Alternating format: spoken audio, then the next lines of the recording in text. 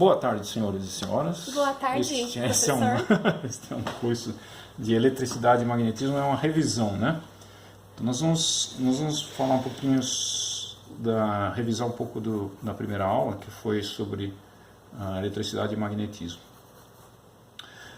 Se você imaginar que um ímã atrai um pedaço de metal, que lá na Grécia Antiga o pessoal já conhecia que algumas pedras eram magnetizadas, ou seja, elas atraíam os metais, aí a gente pergunta...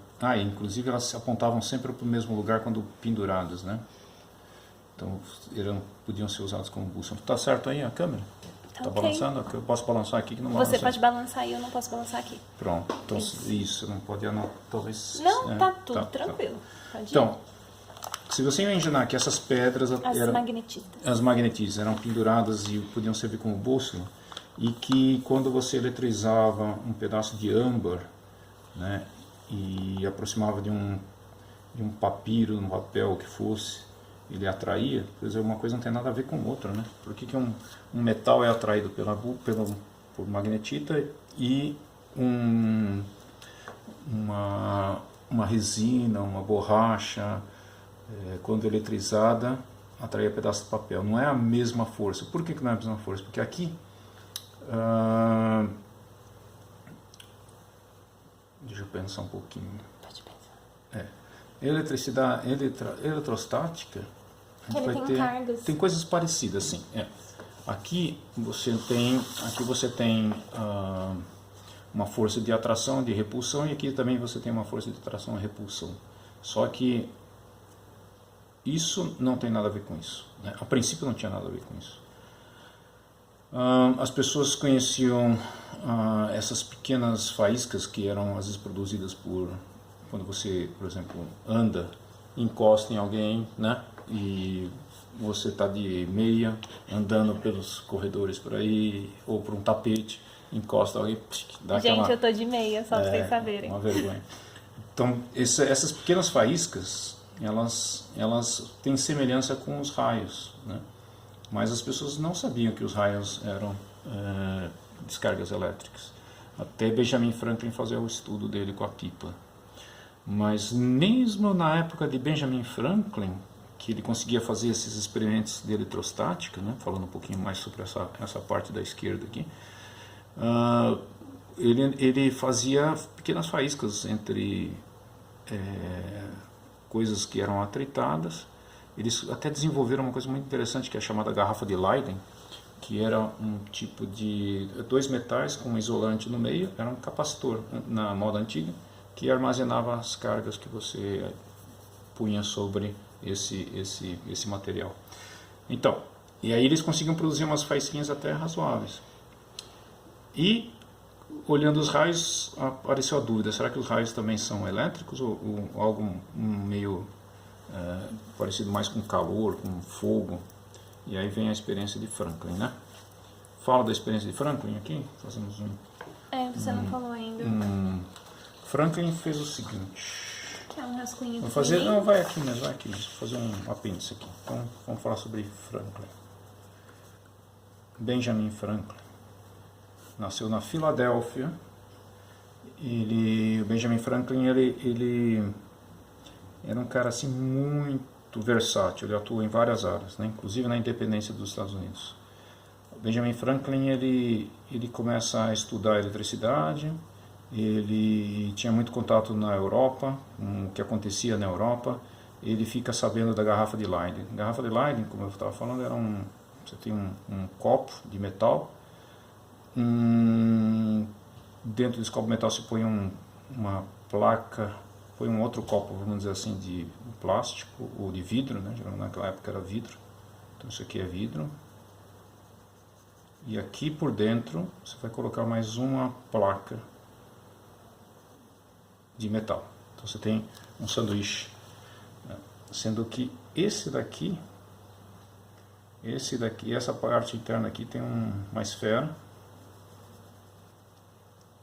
e é só isso, basicamente só isso. Geralmente eles faziam, na verdade, era uma garrafa mesmo. Então esse vidro vinha até aqui, ó. Não parava ali não, ele vinha até aqui. Aqui você tem a boca da garrafa com uma rolha, o que for, isolando, e aqui uma haste que conecta nessa haste, nesse copo interno aqui. Então você tem um copo aqui e um copo externo aqui, tá? E a garrafa de vidro entre os dois metais. Então o que é isso aqui? Isso aqui hoje em dia a gente chama de capacitor. O que é um capacitor? São duas placas isoladas por um meio, placas metálicas isoladas por um meio isolante. O engraçado é que isso aí surgiu de uma experiência, acho que na Holanda, onde eles tinham um copo de metal com água, e aí eles punham um prego aqui e jogavam a carga elétrica aqui. Diz que quando... Eu fazia um monte de experiência com eletricidade, né? Isso que estava na moda, fazer experiência com eletricidade, isso aqui é água. Eles começavam a tritar coisas e transferir carga para cá. Teria que falar agora sobre um outro equipamento que era usado para transferir carga, chamado eletróforo. Que? Não dispersa muito. Não dispersa muito, que a gente já tem que voltar lá. Equação. Isso. Aqui tem um eletróforo. O que é um eletróforo? É uma placa de metal com um isolante. Isso aqui é um isolante. E essa placa de metal. Então você, o que eles faziam? Pegavam um plástico, o que for. Na época não tinha plástico, mas qualquer material isolante. Esfrega aqui, isso aqui fica carregado. Isso aqui fica carregado negativamente. Tá?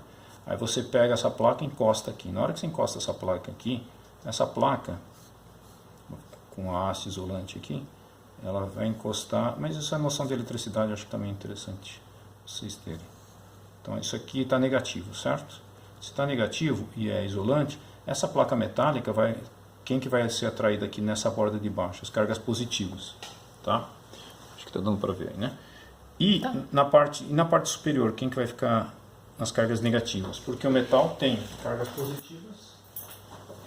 O metal ele tem... ele é neutro, né? Mas na hora que as cargas negativas seguem para um lado, aqui fica faltando carga, então fica positivo. Então fica positivo de um lado, negativo do outro, em resposta à eletrização que se pôs na placa. Aí o que as pessoas faziam? Elas pegavam e encostavam o dedo aqui. Ó. Encosta o dedo aqui, na mão do cidadão, certo? Pega aqui a mão, tá? Encostava o dedinho aqui. Eu sou um péssimo desenhista. Bom, na hora que você encostou a mão aqui, as cargas passam pelo seu corpo. Aqui você, o seu dedo lá. As cargas passam pelo seu corpo e vêm para o chão. Então esse cara aqui, essas cargas de cima, os elétrons, fogem para cá. Na hora que fogem para cá, isso aqui fica carregado com o que sobrou, que é cargas positivas. Tá? Esse cara está aterrado, as cargas negativas, você tem carga negativa aqui, que atrai positiva, que repele negativa. Na hora que você deixa as negativas escaparem, elas passam pelo seu corpo, vão para a Terra e ficam só as cargas positivas. Na hora que você fica com carga positiva, assim, você segurando por aqui, como você está isolado da placa, você pega e encosta essa placa aqui. Então isso aqui encostando aqui, isso aqui é chamado eletróforo. Eletróforo. Por que eletróforo? Na Grécia Antiga, o Tales de Mileto, electron era... O que era electron? Era o âmbar. O âmbar, que era a resina que eles usavam para fazer experiências com eletricidade, chamava electro. Então, electro é aquele que pode ser... Era o que produzia eletricidade. E fóron, em grego, chama portador. Então, portador de eletricidade. Então, esse cara aqui transporta a eletricidade. Então, você pega... Deixa ele positivo, encosta nele, e quando ele encosta aqui, isso aqui fica positivo, certo? E induz uma carga negativa aqui na parte externa do copo. E você pode fazer isso várias vezes. Toda vez que você encostar aqui, você vai jogar carga positiva aqui. Você pode fazer essa operação várias vezes. Encosta, na hora que descarrega aqui, você vem com ele de novo, encosta aqui, encosta o dedo, transfere, fica positivo de novo, vai lá, encosta, traz aqui de novo, encosta o dedo, tira as cargas negativas, ficam as positivas, você encosta lá de novo. E cada vez que você faz isso, vai aumentando o número de cargas positivas aqui e aumentando, por sua vez, os cargas negativas aqui também. Porque isso aqui geralmente está aterrado em algum lugar. Tá? Então, Mas quando fizeram isso pela primeira vez, para ver o que aconteceria com a água, acho que essa era a ideia, a pessoa que depois encostou nesses dois metais aqui levou um coice, mas tão forte, um choque tão forte, que revolucionou toda a história da eletricidade, né, que naquela época só dava uns choquinhos pequenininhos. Quando inventaram essa garrafa aqui, que é chamada garrafa de Leyden, ela começou a armazenar tanta energia elétrica e que eles faziam, eles começaram a juntar várias garrafas dessa. Isso aqui tem a ver, é bem interessante. Você pega, se uma delas é potente, imagina várias. Então você faz um banco de várias dessas aqui. Na mesma água? Não, cada um com a sua água. Só que você põe todas elas ligadas aqui embaixo e todas elas ligadas aqui em cima. Então você liga essa nessa, liga essa nessa, liga essa nessa. Então o que você fez? Você fez uma ligação de várias garrafas. Então quando você carrega todas essas aqui, a pancada que você toma, o choque que você toma com isso aqui, eu já fiz uma vez, é muito forte. Então aqui você vai ficar com uma quantidade de carga bem grande, capaz de dar faíscas bem grandes. E Franklin só sabia disso. Ele escutava a história disso aí, que foi um pouco antes dele. Franklin é do final do século XIX, né, acho que de 1700, ele participou da independência, 1770 e tantos, né, nos Estados Unidos. Eu acho que ele era do meados do século XVIII, 1750 e tal, tudo isso é da época dessa garrafa aqui. Então, ele descobre, leva isso aqui, manda para os Estados Unidos isso aqui, essas garrafas, e aí com isso eles conseguem fazer experiências de alta intensidade de eletricidade. Você conseguia dar choques, às vezes em uma multidão de pessoas. Você tem um banco de várias garrafas dessas aqui.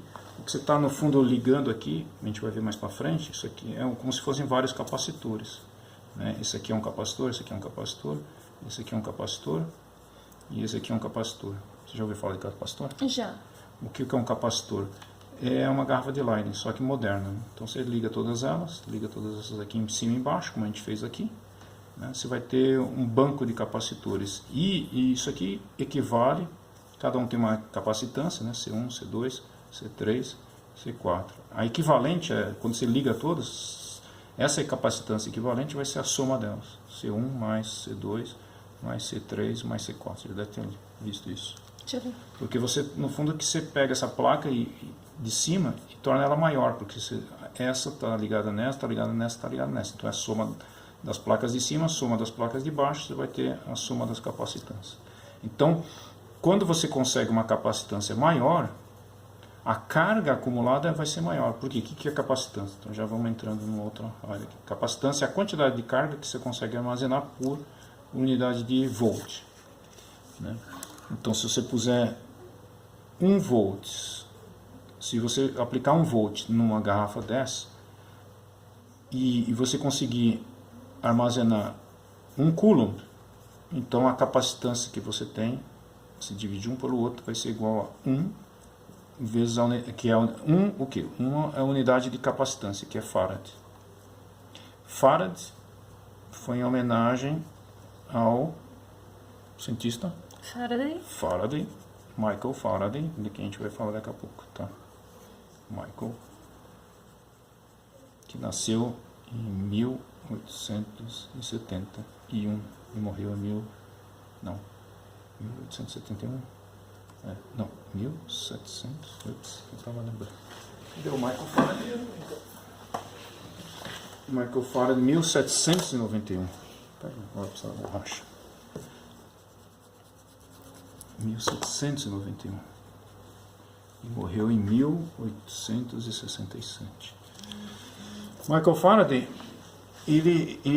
quando ele tinha 9 aninhos, ele presencia, não diretamente, mas em 1800, a descoberta da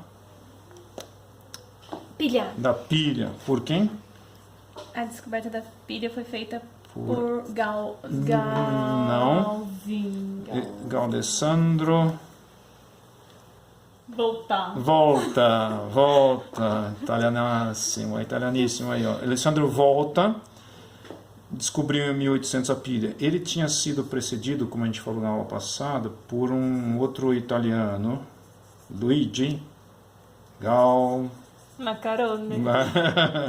Luigi Galvani, que estudou a perna das rãs. Isso, mostra o desenho. Isso, Ai, aqui desculpa, as pernas tá das muito rãs. legal aquele desenho. As pernas das rãs, aqui as perninhas aqui. Ele dava choque em pernas de rã com essas garrafas aí. Então, essas garrafas elas motivaram muito o estudo da eletricidade, porque com essas garrafas você não conseguia só dar aquele choquinho de quando você anda pelo quarto ou levanta de uma cadeira e vai lá na outra pessoa e dá um choque na orelha. Não, isso aqui você consegue dar um choque e derruba uma pessoa. Mas sim, são sempre choques. Então, o problema da eletrostática é que você tem sempre eletricidade estática que produz pequenas faíscas, tá? Sempre você vai ter olha só, você vai ter eletrostática, você vai ter uma tensão alta,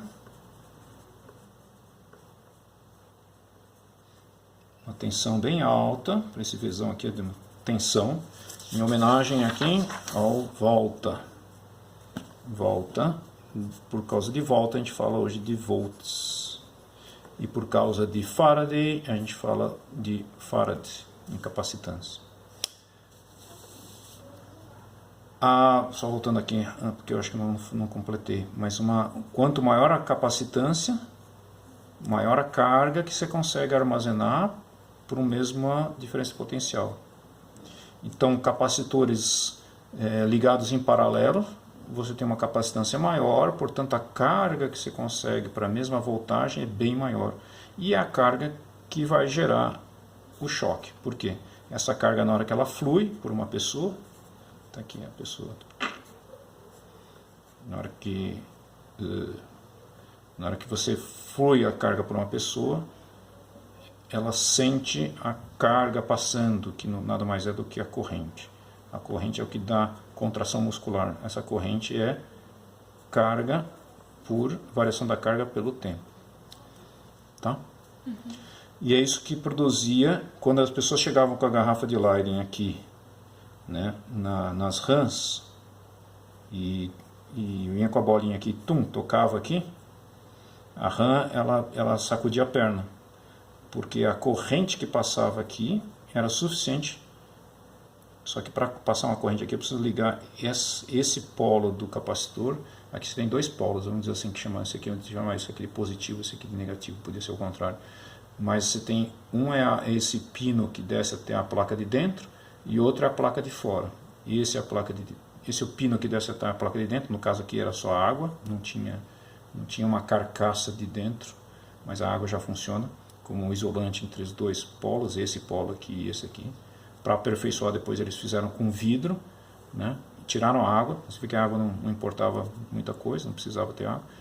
Puseram vidro e puseram uma outra carcaça para aumentar a placa de dentro.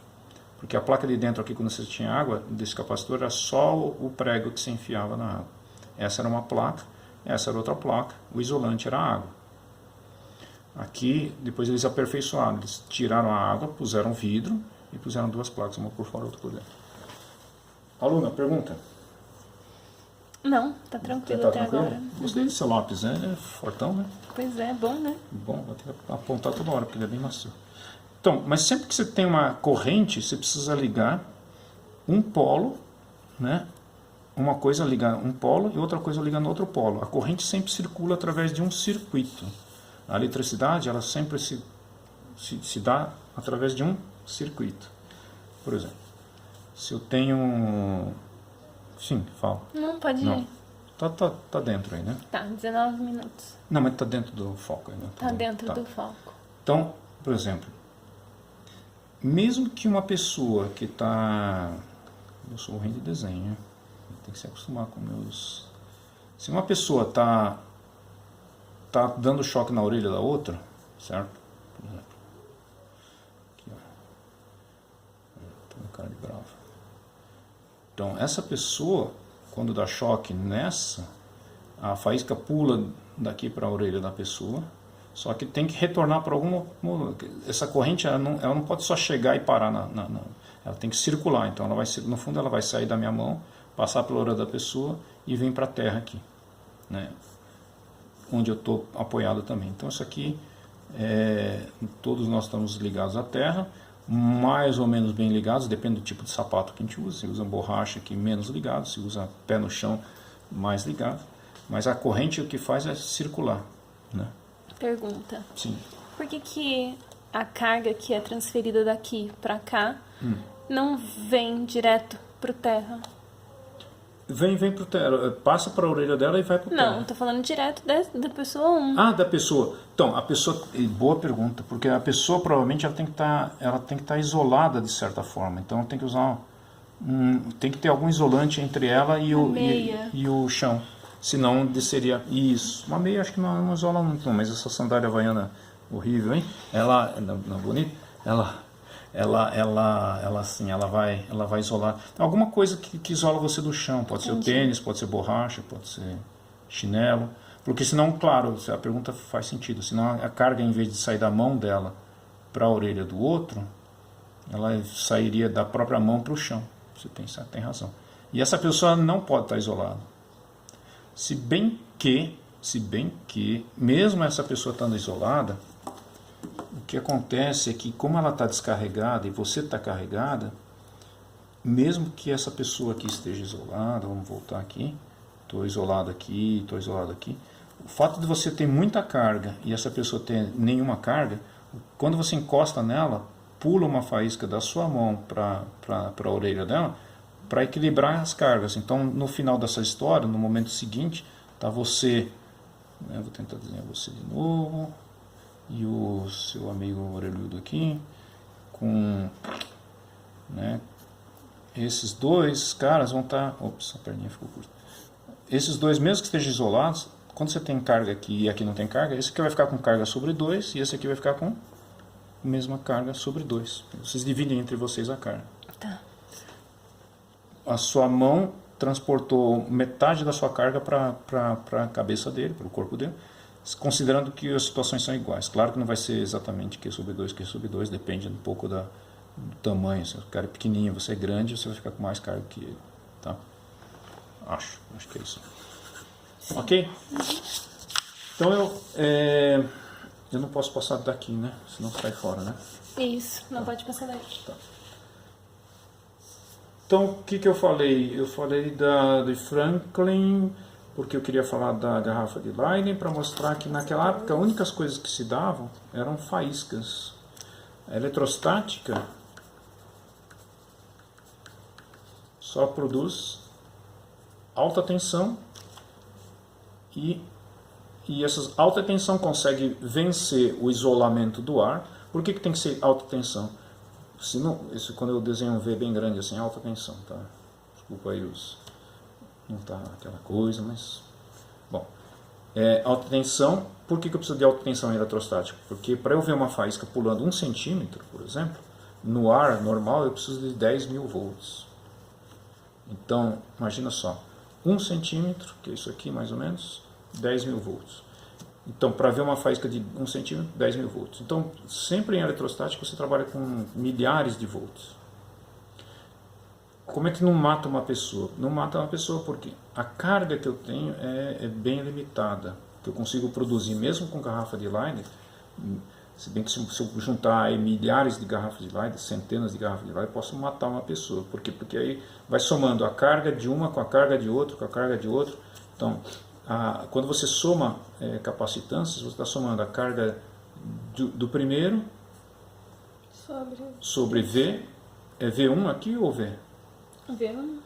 Seria V1, mas eu já vou mostrar que, como eles todos estão ligados em paralelo, a voltagem que está aqui, e está aqui, e está aqui, e está aqui, como está todo mundo ligado no mesmo fio, essa voltagem aqui tem que ser igual a essa, tem que ser igual a essa, tem que ser igual a essa. Então V1 vai ser igual a V, e V2 vai ser igual a V, e V3 vai ser igual a V, e V4 vai ser igual a V. Então eu poderia pôr aqui V1, V2, V3, V4. Só como todos eles estão ligados entre si, ó, V1 está entre esse ponto, não, V1 está entre esse ponto e esse aqui, certo?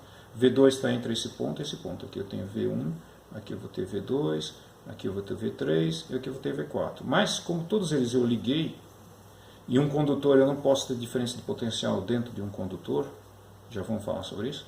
Então, SV1 vai ser igual a V2, vai ser igual a V3, V4, então eu vou chamar todo mundo de V.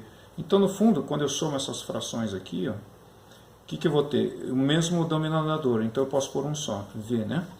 E aqui vai ficar Q1 mais Q2 mais Q3 mais Q4. Ou seja, a carga do meu capacitor final, a carga final do meu capacitor vai ser sobre V, só que essa carga final vai ser a soma de todas as cargas. Então, olha só, a carga que eu vou dar na sua orelha, se eu encostar um garfo de Leyden, vai ser a carga que tinha no primeiro, mais a carga que tinha no segundo, mais a carga que tinha no terceiro, mais a carga que tinha no quarto. Então a carga começa a ficar, a transferência começa a ficar grande. Se eu puser muitas, o choque vai ser grande. Mas sempre é um choque temporário, porque por mais que você consiga pôr carga aqui, é sempre pequeno. E aí isso se transforma em uma forma bem rápida, num tempo, e aí a corrente vai ser o quê? A corrente vai ser carga, delta Q, certo? Sobre delta T, não é isso? Corrente é transferência de carga por tempo. Então vai ser tudo isso aqui dividido por o tempo que durar a descarga. Esse tempo aqui é sempre muito curto. Quanto dura uma descarga na orelha? Dura o mesmo que um raio, é um milésimo de segundo. Um milésimo de segundo. Então ela não dura muito. E a carga também transferida não é muito grande. Essa corrente geralmente está na ordem de microampere, né, em experiência de eletricidade atmosférica. Então, com uma corrente de microampere, você não consegue mover um motor, acender uma lâmpada, que nem existia na época. Né? Por que não existia lâmpada e motor na época? Porque não existia corrente suficiente para fazer acendê-las também. Né?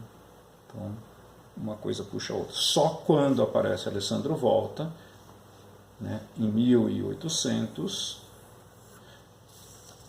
Vamos para a história de Alessandro Volta aqui. Benjamin Franklin, ele só voltando aqui um pouquinho, ele fazendo experiência com isso, ele via as faísquinhas. Aí ele foi fazer uma experiência parecida, né? Foi fazer uma experiência para ver se o raio, ele sugeriu uma experiência para ver se o raio era uma descarga elétrica. Depois a gente volta para a volta. Vamos para Franklin? Então agora Franklin, que eu ia começar a falar. Você viu que essa aula aqui vai longe, né? Vai ser todos os dias. O quê? Na aula. Não, a gente vai chegar rápido, estamos avançando rapidinho. Franklin sugeriu o seguinte, que você quer ver se o raio ele é uma descarga elétrica, que você faz, brilhante ideia, ele vai num dia de uma tempestade, no alto de uma montanha, e constrói lá uma casinha, onde lá você vai colocar uma haste metálica, né? Aí você vai ficar, essa casinha, você vai estar embaixo dessa casinha aqui, põe um banquinho lá, fica sentadinho, com o dedinho perto do haste metálico, esperando uma tempestade. Sério que ele fez isso? Ele sugeriu fazer isso aqui. Então está aqui a casinha, no alto da montanha, e aqui tem uma haste metálica. E essa haste metálica fica isolada da terra, né, por uma madeira, o que for. E aí ele sugere o cidadão, ou a vítima, né, praticamente, esperar uma nuvem de tempestade. Quando a nuvem de tempestade passar, se a nuvem de tempestade realmente for eletrizada como a gente conhece nos nossos laboratórios na época, você deve, quando você eletriza um metal e aproxima o dedo do metal, dá um zoom aqui, o metal e o seu dedo. Quando você aproxima o dedo preciso melhorar meus desenhos de dedo. Então, quando você aproxima o dedo do metal, se esse metal estiver carregado, vamos dizer, estiver positivo aqui, bastante positivo, você vai pular para o seu dedo, da sua mão, uma faísca, né? E aí você vai sentir um choque, como você sente no laboratório. Agora, não é do negativo para o positivo? É do positivo para o negativo? Na verdade, quem se movem são sempre os elétrons, né? Então, de fato, seriam os negativos do seu dedo para o positivo da haste, né? ou se isso aqui tiver negativo, do negativo da haste para o positivo, para o seu corpo. Só que para isso aqui estar positivo, em cima tem que estar negativo. Para em cima estar negativo, desculpa, está negativo aqui em cima, como é que tem que estar a nuvem embaixo? Positivo, tá certo? Então, é mais provável que tenha acontecido o contrário. De fato, aqui ficou negativo, porque geralmente as nuvens são negativas embaixo. Aqui ficou positivo e aqui ficou negativo. Por que uma haste num campo próximo de cargas assim fica com uma ponta negativa e a outra positiva? Porque porque positivo atrai negativo, certo? Esse positivo atrai negativo e se o negativo sobe, aqui fica faltando carga negativa e fica positivo, tá? Sim. Então, essa haste aqui no topo do morro ficaria com uma diferença potencial e aqui você teria um acúmulo de cargas. Desculpa, a haste não fica com potencial, diferença potencial, fica uma diferença de concentração de cargas. Muitas cargas negativas em cima, muitas cargas positivas embaixo, pulando para o seu dedo aqui. Então, essa é a experiência que ele sugere. Por que o Franklin sugere isso e não faz? Por que o Franklin não sobe na montanha? Porque ele espera, fala, não, vai que desce um raio nessa hora, vamos pegar um estagiário. Na verdade, ele fala, vai que sai um raio daqui, me frita aqui. Não, mas não, ele não pensou nisso. O Franklin, ele morava na Filadélfia. E na Filadélfia, nessa época não, desde sempre, não tinha montanha. Não tinha montanha perto. Então ele sugere para alguém que tem uma montanha por perto fazer essa experiência. O pessoal lá na França lê o livro dele e o Francis Dalibard, acho que é François. Tão pouco tempo que nem se lembra o nome do cara. Não, sabe o que ele fez? O François Dalibard pegou o livro do Franklin em 1752. Acho que foi em maio de 1752. Ele manda um soldado, um sargento lá aposentado, subir e fazer a experiência. Ele lê o que o Franklin sugere, vai lá, sargento. Terceiriza o risco.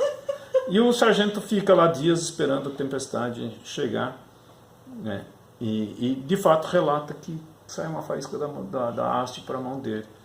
A sorte é que não sai um raio da nuvem para a haste, né? Senão ele teria morrido. Não chegou a conectar. Não chegou a produzir. Sabe quando a tempestade passa por cima, fica preto, passa por cima e não produz raio? Sim. Foi o que aconteceu aqui. E aí foi uma faísca para a mão dele? E ele anota, foi uma faísca para a mão dele, anota e comprova que... Então, a primeira comprovação de que uma nuvem é carregada eletricamente, tal como no laboratório, vem da França, não do Benjamin Franklin. Mas por sugestão de Benjamin Franklin. Por isso que Benjamin Franklin é conhecido e o François Dalibard não. Então, o Benjamin Franklin, aí sim, como ele não tinha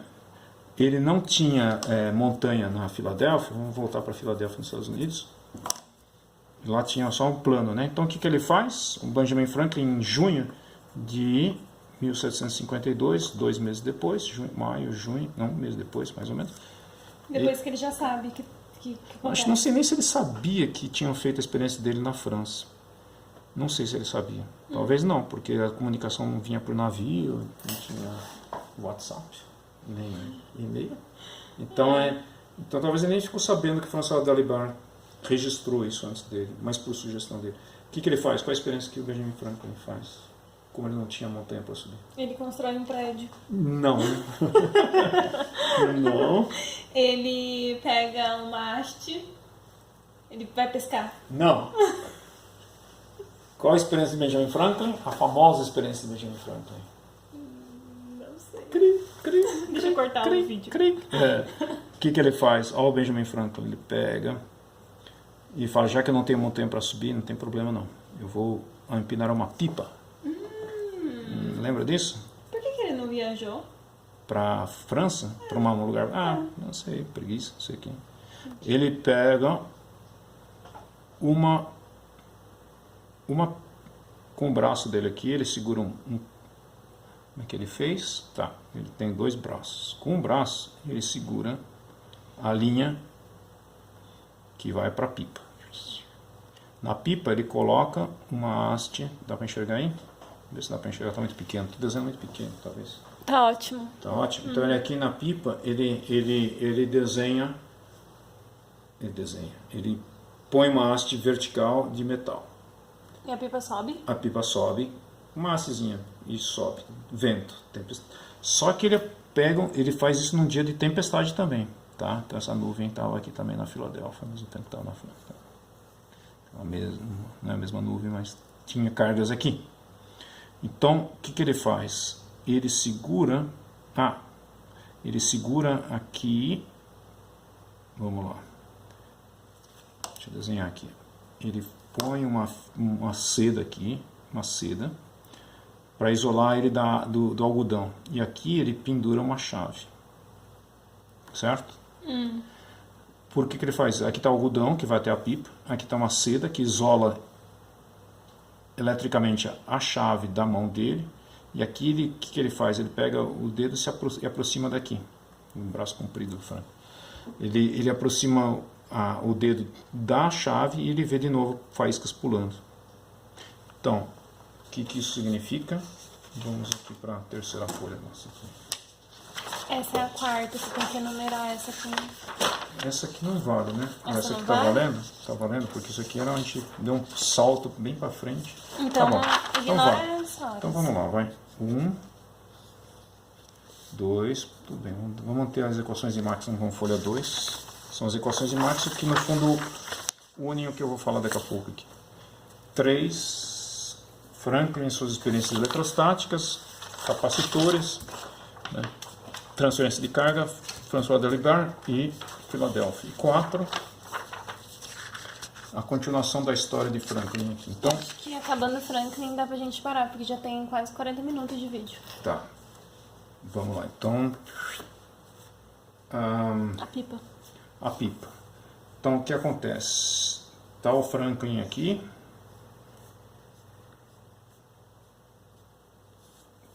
Todo feliz. Aqui tem a seda. Aqui com o outro braço ele amarra aqui a chave. E percebe umas faíscas aqui, tá? Faísca. Tudo bem? Tudo bem. Aqui está a linha, aqui está a pipa. E aqui está a nuvem de tempestade. Vamos pôr carga negativa aqui. Que carga você vai ter aqui no topo da pipa? Positiva. Positiva, certo. A resposta aqui você vai ter carga positiva. Se tem carga positiva aqui, que carga vai ter aqui? Negativa. Negativa aqui, certo? Em excesso. Por quê? Porque eu tenho muita carga negativa aqui. Isso aqui, esse fio, ele é de algodão. Então, como é que conduz? É porque quando chove, molha e ele acaba conduzindo, porque a água não é totalmente isolante. Então, você vai ter cargas aqui, positivas, atraídas pelas negativas, e as negativas fogem o mais longe possível dessas negativas, fogem pelo fio, vem até a chave. Quando chega na chave, pula para a mão dele. Por que não vem para essa mão? Porque aqui tem um fio de seda, que é isolante. Não era para proteger do raio, porque se caísse um raio aqui, ia embora pipa, fio, seda, chave, e Benjamin Franklin ia embora junto. Tá? Ia embora junto. Tá? Então isso aqui foi feito em junho de 1752, comprovando que de fato a eletricidade da nuvem é muito é similar, é igual praticamente às faíscas. A faísca que ele observa aqui é igual às faíscas que você observa no laboratório. Logo depois que Benjamin Franklin faz isso, é um sucesso essa experiência, talvez porque ele que sugeriu tudo, né, inclusive aqui o François Dalibard fez na França, um russo tenta fazer essa mesma experiência e o raio atinge a pipa e mata o coitado. Não deu certo. Então já no começo alguém já foi morto tentando provar que os raios eram carregados eletricamente. Na verdade, Benjamin Franklin tem sorte ao fazer essa experiência e a gente não deve fazer isso. Né? Uma vez eu tentei pôr aqui uma pipa no topo eu empinei uma pipa no topo dessa torre aqui que está no CTA, né? E aproximar do fio de 1000 para ver se tinha alguma influência. Mas eu acho que não passou nenhuma nuvem de tempestade, então não deu para ver nada. Mas um dia eu vou fazer isso. Certo? Certo. Acabou Franklin. Acabou o tempo também. Acabou o tempo. Deixa eu só... 40 minutos de aula 40 já. minutos de aula. É. O que eu não falei, e a gente pode falar na próxima vez, é essa parte aqui. Como é que Os dois se unem. os dois se unem, né? Que foi o que a gente falou da última vez. Tá? E aí eu falei da pilha, né? Que foi inventada em 1800. A pilha é a grande revolução. Só para frisar isso aqui, eu acho que é muito importante. 1800, a partir de 1800, você consegue ter, não umas faísquinhas aí só de gozação, ficar dando choque na orelha dos reis, você ficava dando choque, penduravam os caras, aí a moça ia dar um beijo no... Penduravam, assim, eles faziam isso aqui, eles faziam... Penduravam... Tinha as máquinas que geravam eletricidade, né? Aí penduravam o garoto, assim, com fio de seda. Pendurava o garoto com fio de seda, aí se aproximava a moça aqui, e aí a moça ia, beijava o garoto, passa, é uma faísca aqui. Então eles faziam essas coisas, faziam essas brincadeiras. Os reis gostavam de ver essas. Mas eram sempre faíscaninhas rápidas e curtas, que davam choque, podia até derrubar uma pessoa quando usa garrafa de lime, mas que durava pouco. Então eles não conseguiam fazer experimentos até aparecer a pilha em 1800. Quando apareceu a pilha em 1800, Faraday tinha 9 anos, e Faraday vai usar já em 1820, em 1830, pouco depois de 1820, 1830, já começa a fazer várias experiências de eletromagnetismo, porque tinha pilha, e isso proporcionava corrente, que é o que você precisa para gerar um campo magnético forte o suficiente para se observar. Beleza? Terminamos aqui, continuamos na próxima aula. Sim, nesse mesmo canal e nesse mesmo horário. Exatamente. A gente podia pôr isso aí talvez mais pra frente no YouTube. A gente faz um canal privado. Pode ser.